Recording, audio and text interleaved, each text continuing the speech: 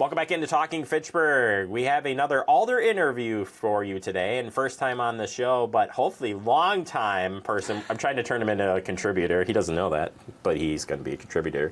It's Micah LaDousa. You got it. Yes. All right, nailed it. Then the rest of the interview is super easy from here. It's getting your name down first. It's the tough part. You're Alder from District Number 4 with Nicole. And certainly we're happy to be here. There's a lot of things that we're going to talk about today, but one that I'm going to start off with is, for those who don't know, you may have seen him in the bocce ball tournament that was at Festa. You were nice enough to come out and play. Yes. We had a little bit of a low turnout. Fire department got a call, so it really turned into this, like, four of us kind of going at it. But you had experience in bocce or boche, however you want to say it. What happened? I mean, it was a rough experience. You know, I couldn't quite pull it together that day.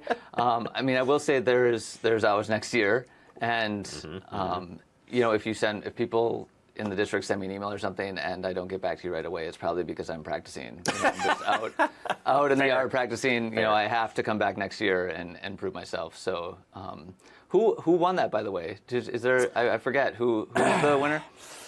This guy right here. Okay. The trophy's up front, so, you know, no big deal. It says Jeremy on there like 10 times, but no.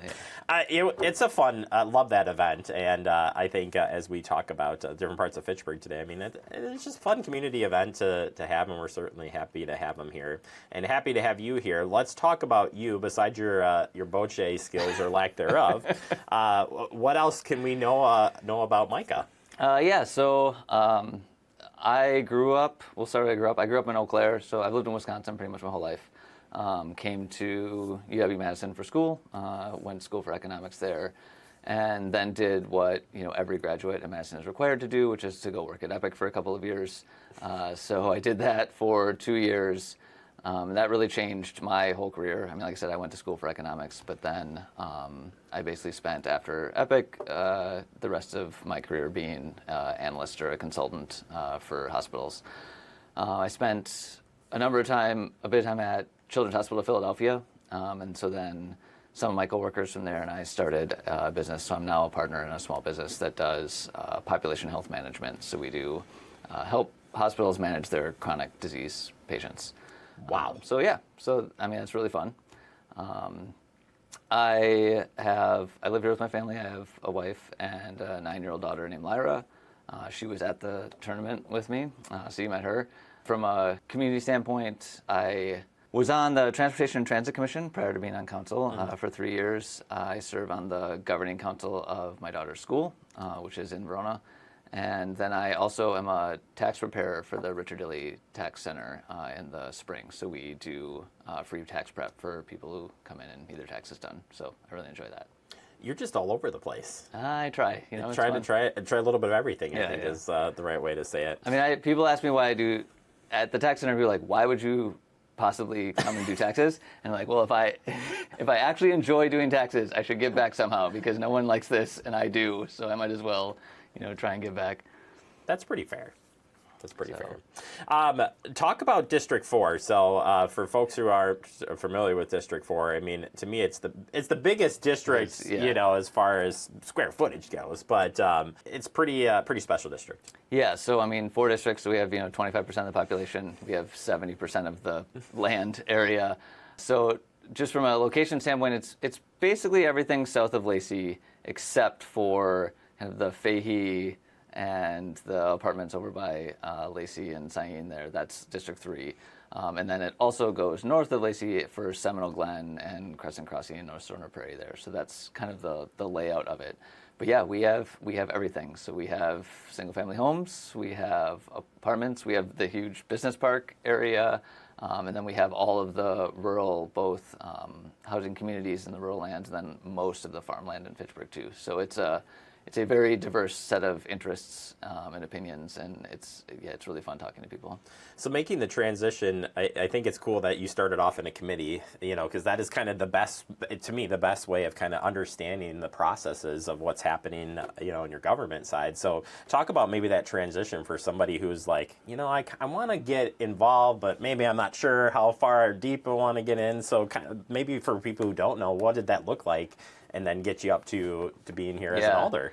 Yeah, so we moved here in 2018. And so when I moved here, the big things going on there was like the North Sonoma Prairie development happening there. And a couple of years later, when we were planning for the Lacey Road reconstruction, those were like the two big projects where I was like, okay, I'm going to this is interesting. I'm going to dig into this. There's a lot of stuff. There's a lot of conversation going on with North Sonoma Prairie when that was happening. And so I was digging into that a ton and learning about it a ton. And so at some point I was like, well, if I'm going to spend all this time learning about this stuff, I might as well see if I can contribute in some way. So that led me to apply to be on Transportation Commission. So I did that for 3 years, and that kind of led me to want to, do more. And that led me to be an alder, and then now I'm here at this table.